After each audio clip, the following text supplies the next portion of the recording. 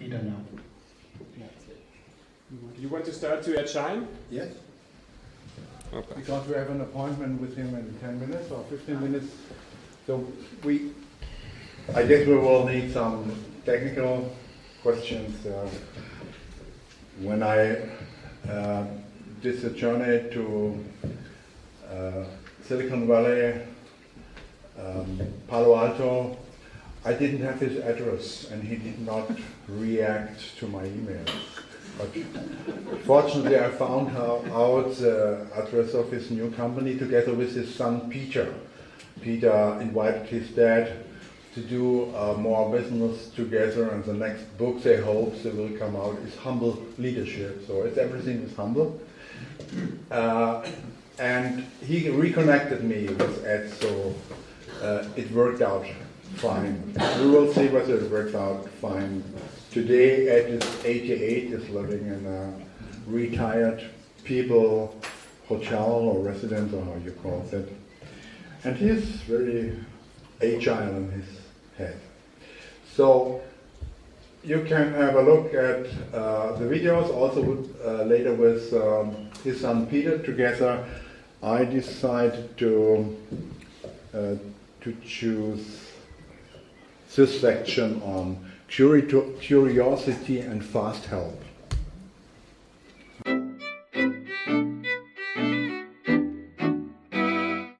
That's interesting. So could you elaborate a bit more what makes you or the conversation or the possibility to provide something faster? What did it make faster over time? Because although you are not a solution-giving person, somehow you became faster. What made it faster? My own impatience, I think, and letting curiosity become the dominant motive. Mm-hmm. Instead of being empathic and, trying to figure out what's going on, I allowed myself to become more spontaneous. So when somebody said, we've got this problem with employees not being engaged and should we do a survey, or this other case that I use at the beginning of the Humble Consulting book, where someone said, will you help us analyze our stodgy survey, our old culture in our organization. And all I did was ask for an example. And in the example, he talked about this ridiculous situation, and he presented it to me as now what are you going to suggest, Professor? And my spontaneous response was, but what did you do? What did you yourself do? And they thought and said, my God, we didn't do anything. And this was the president of the company saying, I didn't do anything. And it suddenly hit him, He had all the power to do something. But he was passive. He was passive. And my curiosity had triggered that. So that curiosity has become, I think, the main issue. And I think I learned as I got older and more impatient to allow myself to be more directly curious. Yes, that's wonderful. Instead of being, the deep clinician trying to figure everything out. Forget all this diagnosis nonsense. Get immediately engaged with the person. Yeah, and you are not sticking to the labels and the fantasies, what kind of services they want to hire. You ask for an example, and then you have your own ideas, what the embedded pattern is in that example, and you react to it if this pattern doesn't make sense to you or need to be questioned.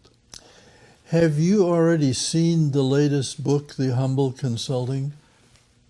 No. Is it out? Yes, it's out, and you'll get a copy because they just came. I didn't know that it's all out already. But you see, you said we are so converging on so many ideas. What you just said was one of the key points. Okay. Namely, that as I'm listening to the client tell me something, I made a special point saying, you must try to clear your head and not think about how this might be something you could or couldn't do. Don't think about yourself. Listen for one of two things. Either listen for the problem or listen to why is the person bringing up the problem. So in this engagement example survey, I could either say, why do you want to do an engagement survey? What is it about that? Or I could say, what's worrying you? Why do you want to do anything? Both of those are focused on the situation rather than on whether I could help or not, who knows. But it turns out that those questions are helpful. And then you get an idea based on what they say. For you, yeah. And then from what they say, then you get an idea on what level or in what direction they could go further. Even then, I stay with the curiosity. In another case that I put in the book, they wanted me to create a culture template because they had created some groups. They wanted to analyze their culture, but I would give them the categories. And they kept saying, when I said why, that they wanted to be sure that they didn't lose the company values. And they thought if they analyzed the culture and write it down, then these groups could train the new people coming in. So I'm listening to this, and I think maybe laziness is a very important issue here. I thought about my giving them a template, they could read that in the book. Why would I do that? And they already had these groups. So I found myself saying, why don't you have these groups go directly to training? These groups are already in your organization. And they know what they do not And like. they know what the values are. I asked that, do they know the values? And they said, of course they do. Then go directly to training. And again, they said, maybe that's a good idea. So I found recently plunging in and zeroing in on things works better.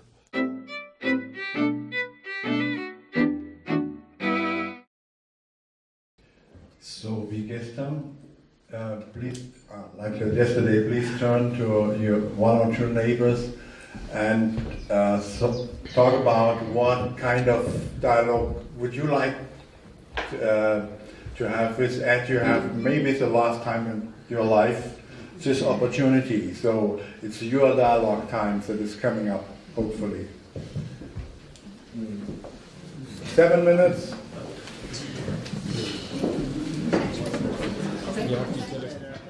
It's step by step. I guess this is what you mean with being prepared for uncertain situations. I guess it's a minute.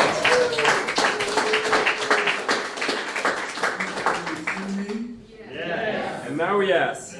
Can you hear me? Yes. Okay. So what do you want to talk about? Hi Ed, this is Bernd again. Hello, Bert. How are you? I'm fine. I hope you are fine too. I'm fine. It's a lovely day in California. Oh, it's a rainy day here in Wiesloch. Please send us some sunshine. What we did so far, we picked one part of our conversations we had 4 weeks ago, and it was a part on curiosity and fast help.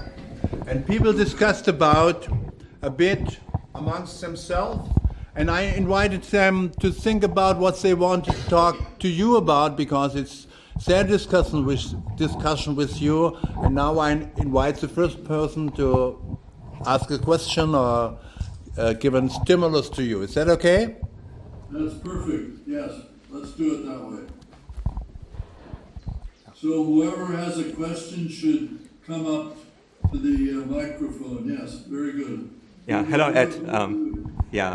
My name is Bernard. I come from Germany, and I'm very impressed by all the things you have done. And I have noted that the last books, always the word of humble is in the title. And a little bit, it sounds like a mantra of yours, maybe a little bit. And my question is this something like a very important message, maybe something even like a summary of all your experience? That's the one part of the question, and the other part of the question is, how did you yourself, a person with so much success and so much impact, stay humble in your age? So, which is, in my experience, not something self-explaining. So, how did you reach doing this? Okay, that's a very good question, because many people have asked me why the word humble is in the title. And so I will answer that, first of all, by defining what I call here and now humility. Here and now humility. The best example of that is what has just happened. I have agreed to chat with you, but at the moment when we are actually making contact, I am really dependent on you to locate what I should be talking about. I'm dependent on your interests rather than I could just start giving a talk, but that would possibly not be helpful because it might not connect anyway with what you're interested in. So when I ask you, what do you want to talk about, that is a display of here and now humility. You see the point? Humility is situational. When you are dependent upon someone else in order to move things forward, then you have to be able to ask the question. I say, what do you want to talk about? Now, the same thing has occurred in management because the tasks of managers have become complicated. My best example would be, say, in medicine, the surgeons. My son-in-law is a children's spine surgeon. There are times, even though he's completely accountable and the authority, there are times when he is completely dependent upon the anesthesiologist, upon the nurse to hand him the right instruments. And at those moments when he says, please give me a forceps or whatever it is I need, at that moment, he must display humility. The nurse has the answer. The nurse will give him the right instrument. If he barks at her and says, I know what I'm doing, give me the goddamn instrument, he might very well create a situation where she gets very anxious, and because she's anxious, she hands him the wrong instrument. So if he really wants the help of the nurse, he has to display humility at that moment by saying, I need such and so, and I'm saying the way in which he asks it is humility. So the reality of our lives, and you face this all the time, if you're a coach and you're at a point where you don't know exactly what's the next step in how to help your client, at that moment, the feeling you should have is humility. You ask the client, where should we go next? What is really bothering you? What is your problem? Those questions to me are humility in the immediate situation. Is this making any sense to you? Oh yes, it makes a lot of sense to me. And the question would be, I assume you had this attitude always. How hopeful are you that managers, top managers, will learn from that. Is this something you have a lot of hope in that? I think when one learns it from experience, it's kind of you to say I may have always had that attitude, but I did not. I learned it. I learned it in my early consulting with Digital Equipment Corporation when they invited me into their top management group and asked me to be helpful. And they were a terrible group. They were always fighting with each other and interrupting. And I tried very hard to tell them interrupting is bad. You know, you lose information, and in effect, you're a terrible group, is what I was really saying to them. And they always said, thank you very much, but nothing ever changed. So I learned that giving gratuitous advice, which is the common consulting method, just doesn't work. It didn't get me anywhere until I became puzzled. And I think when I became puzzled, why do this constantly? Why do they interrupt each other? I then adopted for the first time the humble attitude. Question: why do intelligent people, when they sit in a group, argue with each other? Only then did I become humble, and only then did I discover that they were so passionate, and they were deciding their future, and they were all very well trained in academic matters. And you know, academics always argue with each other. That's the natural state. So once I understood that the reason they were doing what they were doing was because they were so passionate, I then went to the flip chart, and when somebody started to write down a solution, what should be our next product that we build? At that moment, the climate in the group changed because I was halfway through writing down the idea when someone interrupted it. But instead of my saying, bad, you should not be interrupting, I just went to the person who had started the idea and said, could you please tell me the rest of the idea? I didn't get it all written down. That turned out to be helpful. The group then allowed me, they stayed quiet until that whole idea of that group members had been written down. And from that moment on, they were using the flip chart, writing their ideas down, and the interruption pattern finally was interrupted because they realized that they wanted to see the whole idea, and by putting it in front of them, it made them more patient. So the point is, I wasn't helpful to them till I figured out what they needed, and then found a way to help them accomplish what they needed, namely to get whole ideas out there so that they could have a more sensible discussion. And for me, that was, I think, the moment where I realized what process consultation means. It means you have to get into the group's process and help them in that process rather than telling them what to do. And that's a huge difference between giving advice and telling people what to do versus humbly trying to figure out what are they trying to do and then helping them accomplish that. That's the moment where I think I learned humility. And it was taught to me by this client who said, thank you very much for your advice. Thank you. So please, another question, another contribution.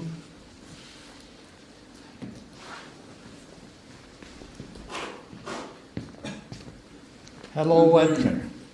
This is Gianfranco Goeta from Italy, and and I was your student in 72, 73 at MIT at the Sloan School of Management. And I don't ask you if you recognize me,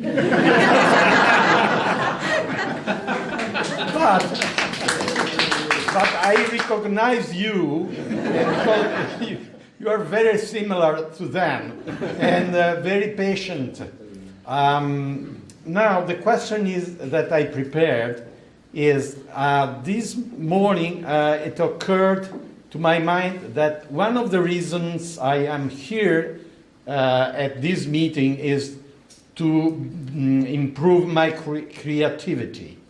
So, is there any advice or any questions or anything you may give me around this issue? You know, I'm 75 now, and it's very difficult for me to change some of my attitudes, of my schemes.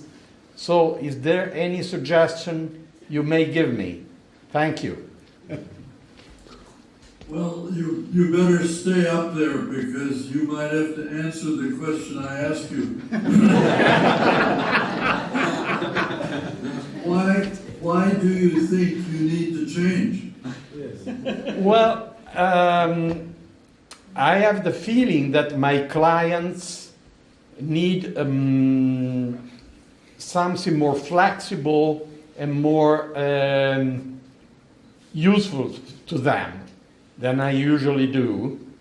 And this is something I need to improve because I rely very much on previous experience and I tend to build on it instead of being as a kid, as a baby in front of a new client, trying to really focus what's needed then.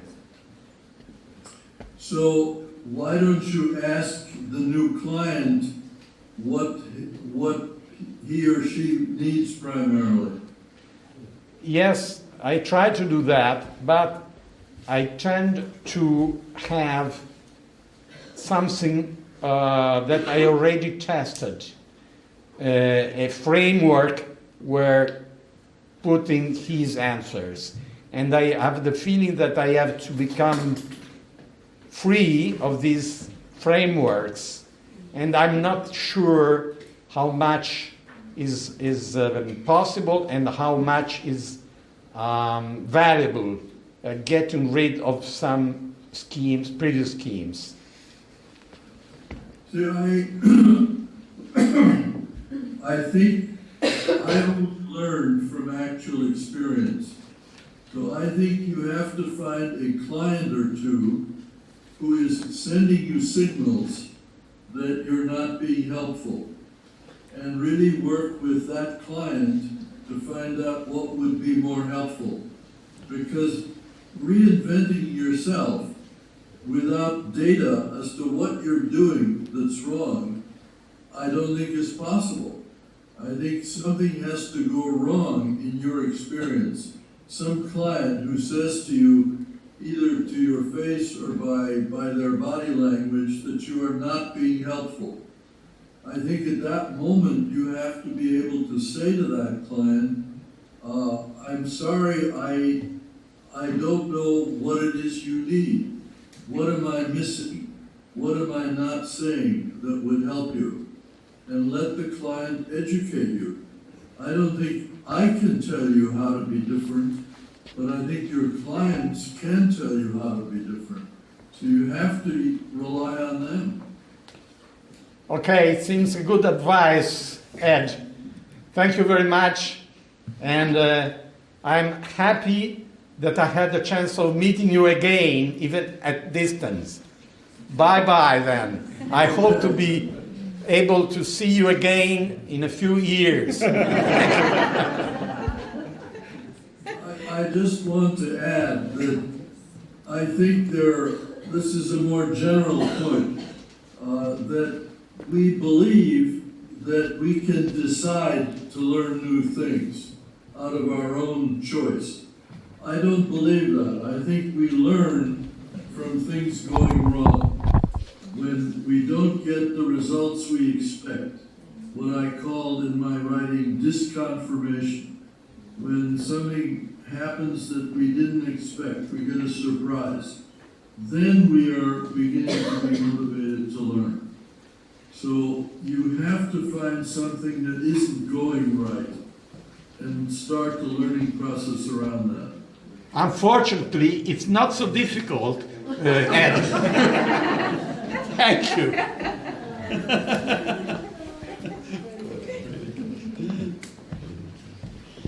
Hi Ed, I'm Reimer, I'm 20 years younger, and I met you in '95 when I was a student at Siemens Nixdorf Change Agent program in Sloan School. You might remember that program at least. I have a question on curiosity. That's another term that you frame so prominently.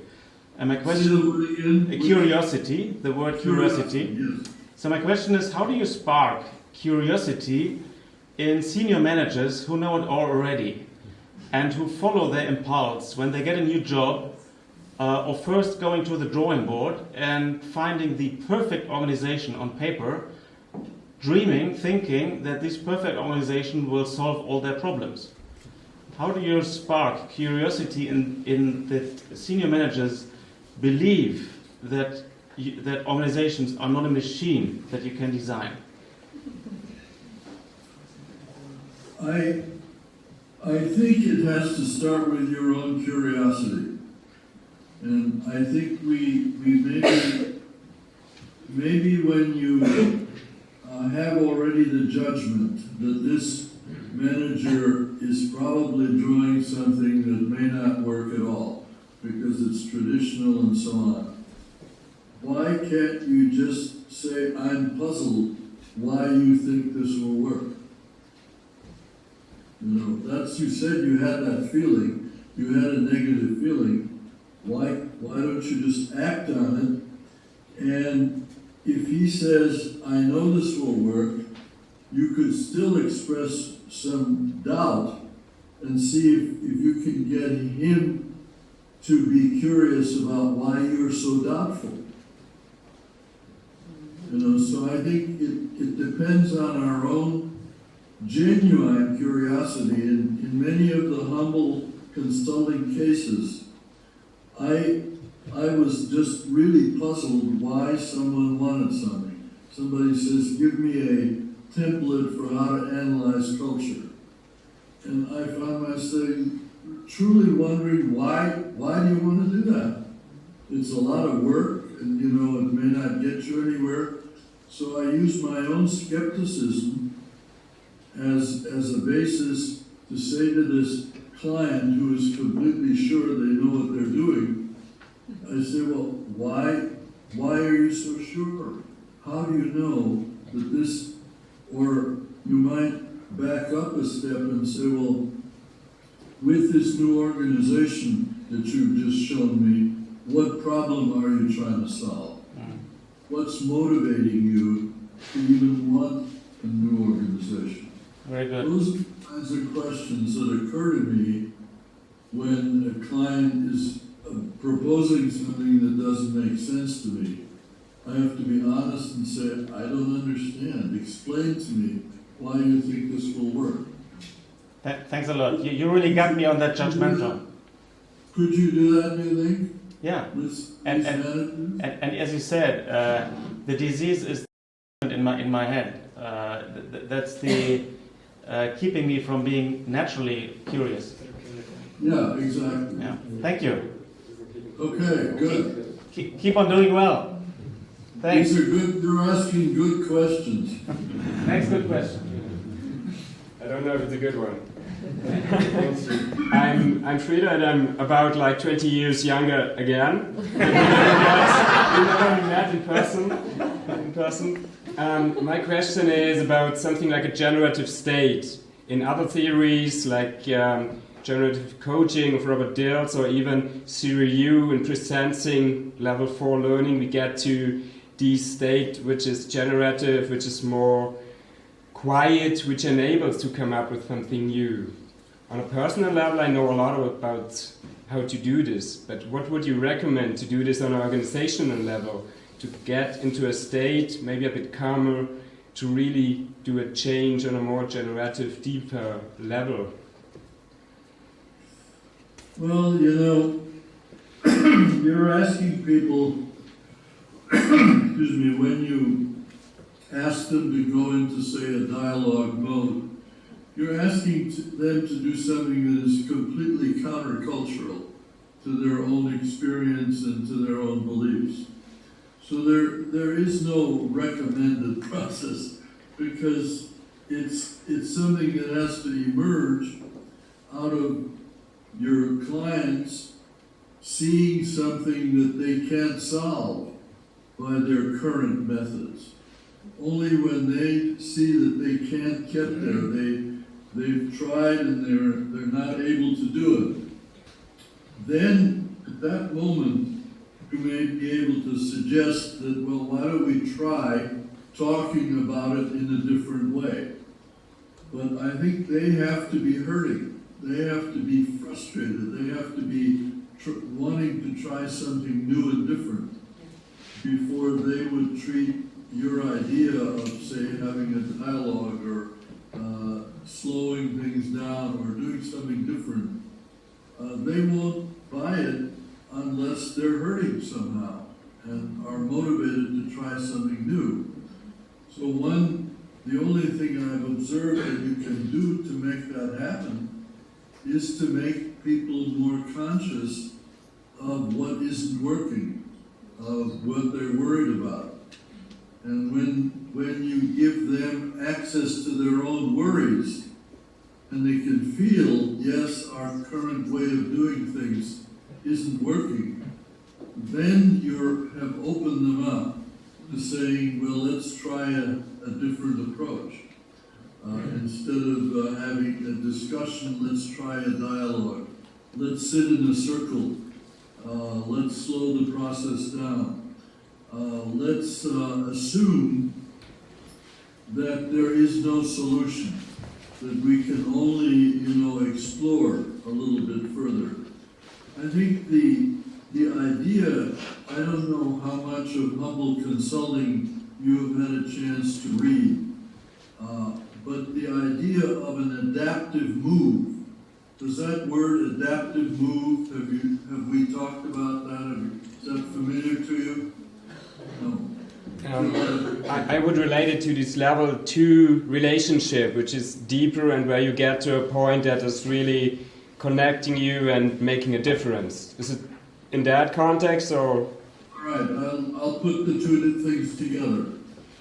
The key point in humble consulting is that you have to have a more personal relationship with the client, because if you don't, they will tell you what is really worrying them. It will keep professional distance and give you problems that they think are appropriate to tell the consultant, but they won't really tell you, what's really worrying me is such and so. And I'm suggesting that to get them to be open and honest about what's worrying them, you have to have a more personal, what I call level 2 relationship. And the way you create that partly is through humility and saying, I really don't understand what's worrying you, and display that you can be trusted and that you care. Once they tell you what's really worrying them, you don't recommend anything. You suggest that we need to explore what you could do to make this worry feel less of a problem.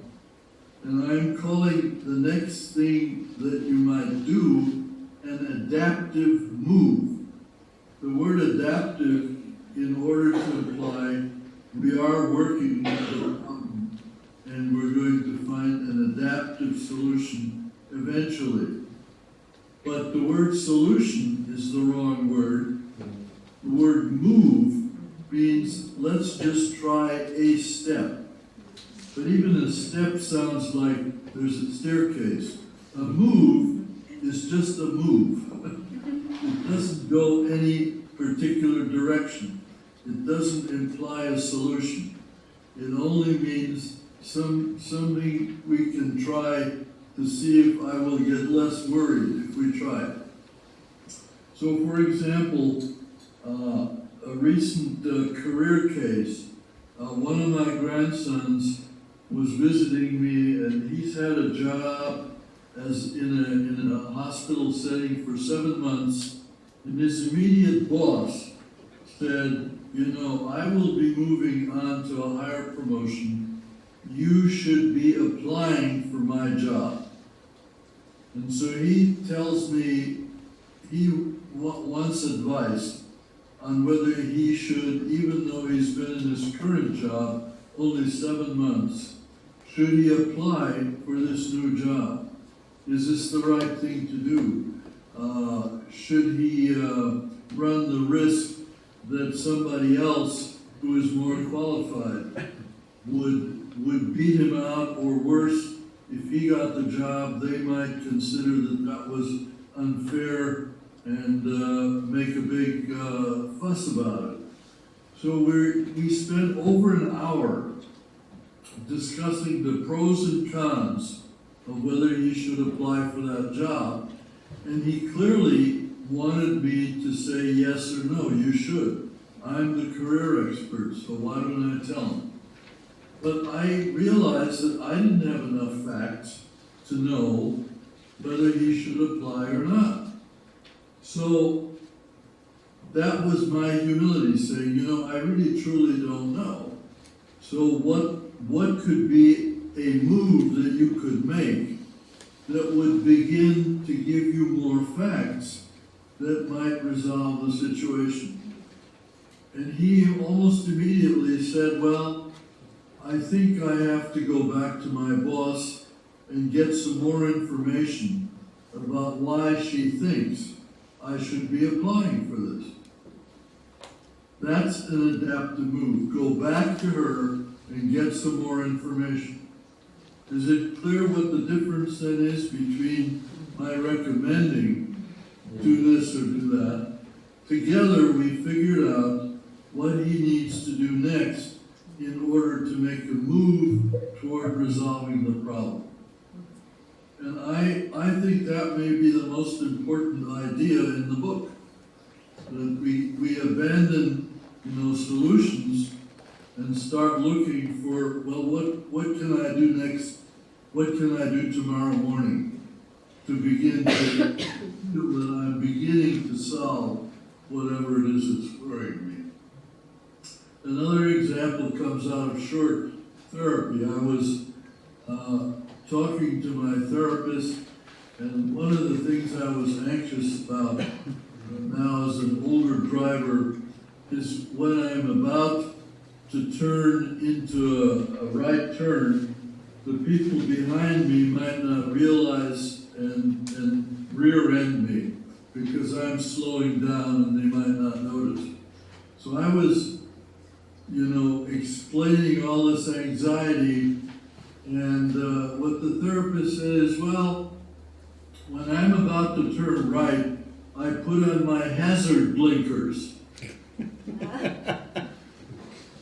An adaptive move that solves the problem immediately. He was not telling me I should do that. He was just letting go what was on his mind. He identified with that anxiety and told me what he does.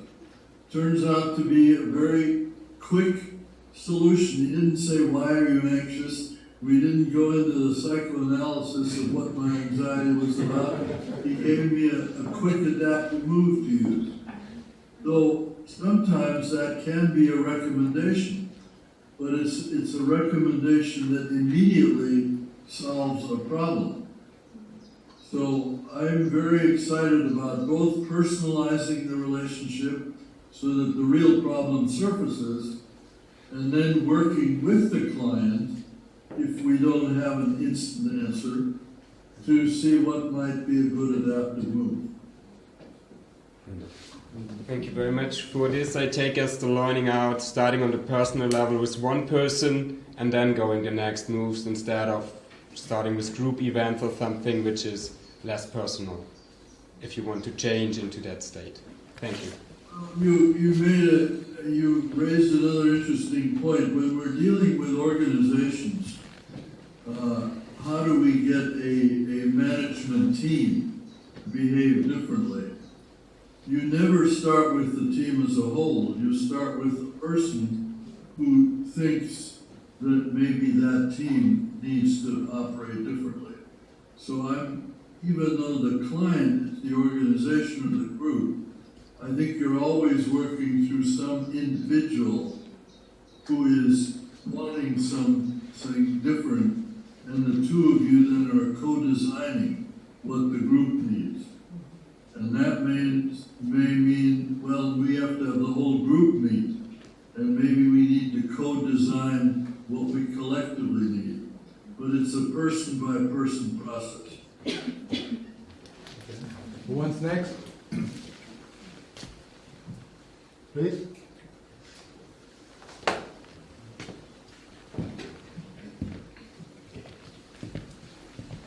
Hello Ed, my name is Gifford Tanser. I'm from the UK. And I was going to ask a question about a different topic, around culture, the thing that you're so famous about for. And it's in the context of the very rapidly changing world that we have. So often when we're asked to run a culture change program, which often makes me want to run away, we have to do lots of complicated things which take time. And yet the world requires us to move a lot faster. And so I was just interested to hear your reflections in the sort of current environment that we have about approaches that organisations or we, people like us should take.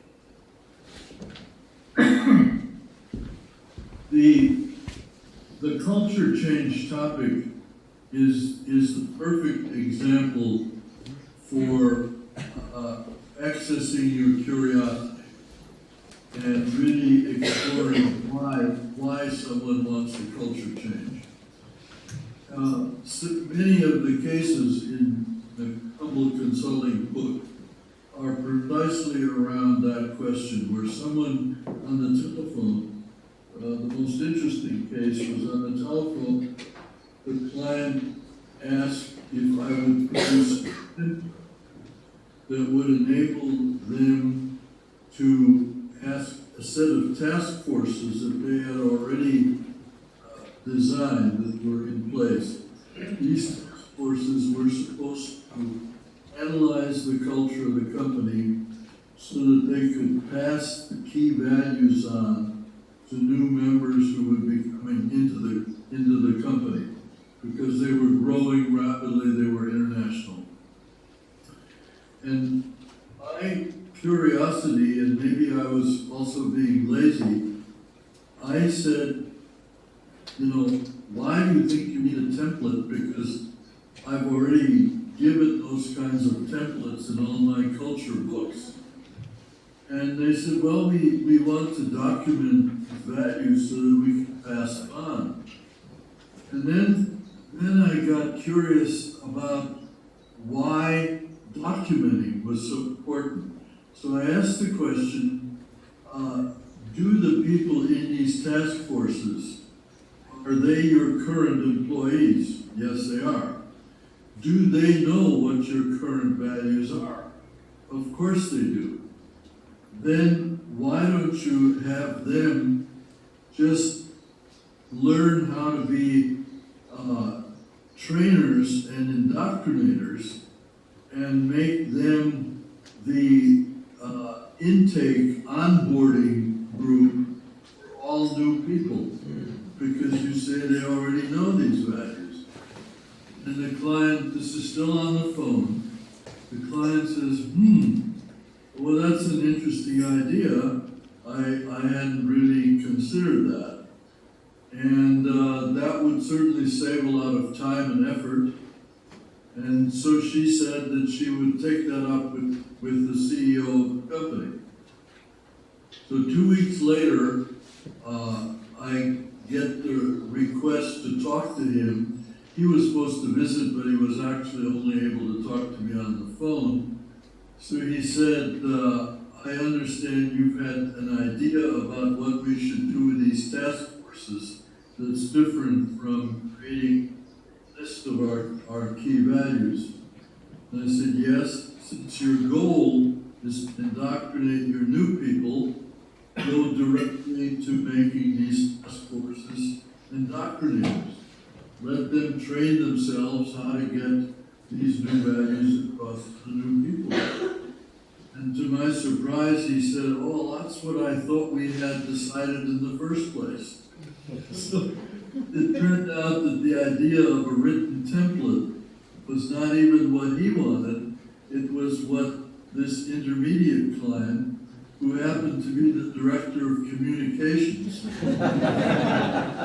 in her culture, creating the piece of paper was the real important thing, but missing that the real goal was to indoctrinate people.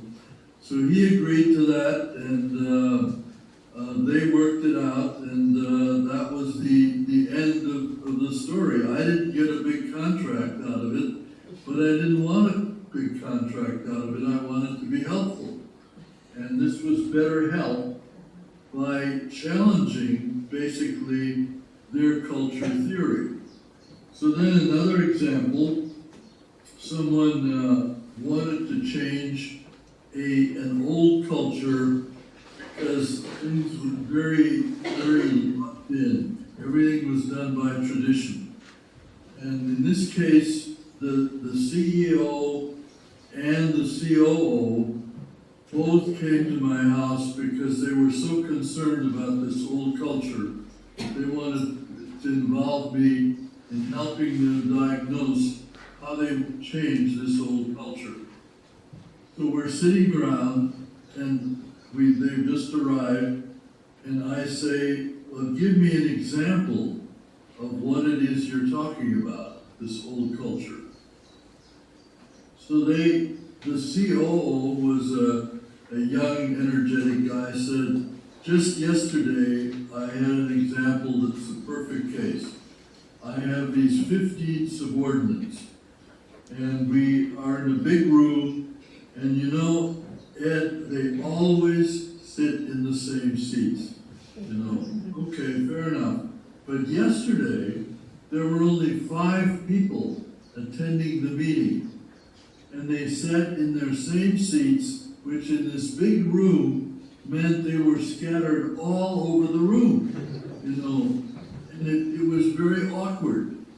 And see, this is what we're up against, this kind of traditional behavior. And I said, out of pure curiosity, ask yourself, you've been just presented with this problem. The person says, here's the example.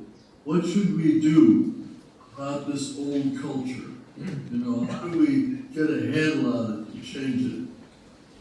Think a minute, what would have been your immediate impulse at that point to say? He's asked you the question, you know, what are we going to do about this culture? Think about it. Do any of you have an idea what you might have done at that moment? Where did you sit? What? Where did you sit, dear boss? Well, he sat in the same old seat as well. But he wouldn't have caught on that was a kind of a challenge to him. But you're close. Why didn't you change the setting? Why didn't you change the setting yourself as you saw it? Why? Well, I mean, that's a suggestion as to what he might have done. But think pure curiosity. What I found myself saying at that moment was, what did you do? You know, he's telling me he's in this absurd situation. I was really curious what he might have done, but what did he do?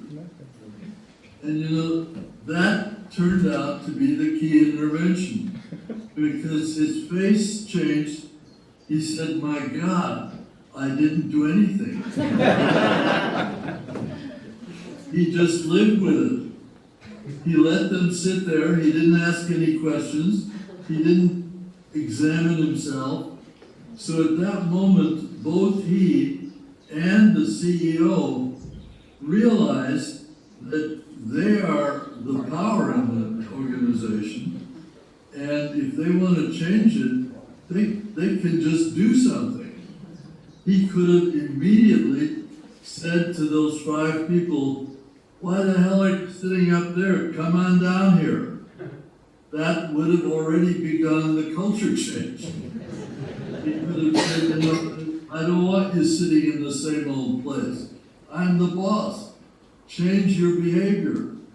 So the next 2 hours, both the CEO and the COO, we examined all the different things they could do, that they could do, to change this culture. We're full of ideas. It had never occurred to them that they were themselves in a position to do this, that they didn't need an outsider to make a diagnosis and make suggestions, that they were not middle management, they were not consultants, they were the power in the organization. And they could demand new processes and new behavior which would over time slowly change the culture. So my experience is that sometimes the way to speed things up is really to challenge what the client thinks they want to do and help them reframe the problem into adaptive moves that become immediately possible. And that often means, change culture, what are you doing already, and somehow getting them activated rather than being too analytical. The culture stuff is much too analytical. Companies say we want to engage our employees. We want to build a culture of engagement. I think a perfect question is, why do you want to do that? Well, engaged employees are more productive. Are you sure? Do you have data that engaged employees are more productive? And very often they say, well, that's what all our competitors are saying. It applies to you. Well, benchmarking is a terrible process because people think a culture that works in company A can work in company B. Maybe company A is very customer service oriented, where engaged employees really make a difference. But company B might be some kind of bureaucratic processing company where you pay well, but the job is boring and there's no way to engage people anyway. Paying people for a fair day's pay for a fair day's work. There are companies like that. And so why, by challenging what they want to do, you give them a new frame of reference around which to solve their problem. You might then say, well, is your productivity too low? Yes, it is. Well, then you have a productivity problem, not necessarily an engagement problem. Why don't you figure out why productivity is low and see whether it really is lack of engagement or some other process. Maybe you're not paying enough or whatever. So that's my long answer to the culture problem. I get very impatient. These managers who want to change their culture. Thank you very much.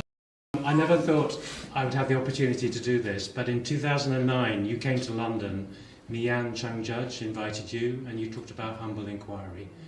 And I want to thank you because I took my leadership team to that event, and humble inquiry became the shortcut name that we used for engaging employees in a full strategy review process and transformation. And it would not have happened without your input, so thank you very much. Well, Here and now humility is maybe my mantra, provided you don't treat humility as abdication. Here and now humility is being realistic about when you don't know enough to have the answer. And that happens even to the highest level people. So humble inquiry, humble consulting, and the next step will be humble leadership, which is the book that I'm going to be writing with my son eventually. You're right when one of you asked early whether humility is going to be the mantra. Yes, it is, because the world is now so complicated. If we're not humble, we won't make any of the right adaptive moves. So I think with that, I think we should close. I think we had a very good session, and we wish you all very well in your future efforts. Bernd, any final things you want to say? Famous last words.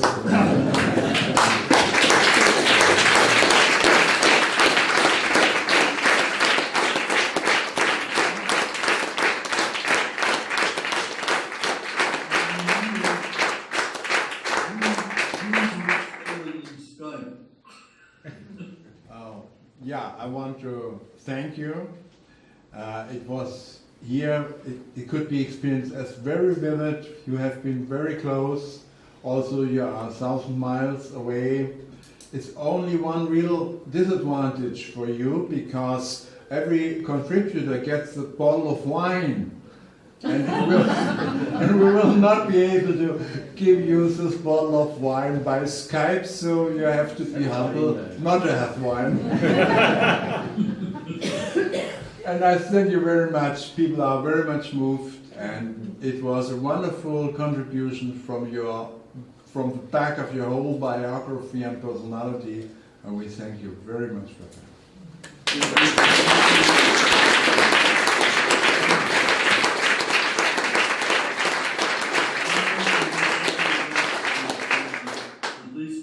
Conversation. Thank you. Thanks.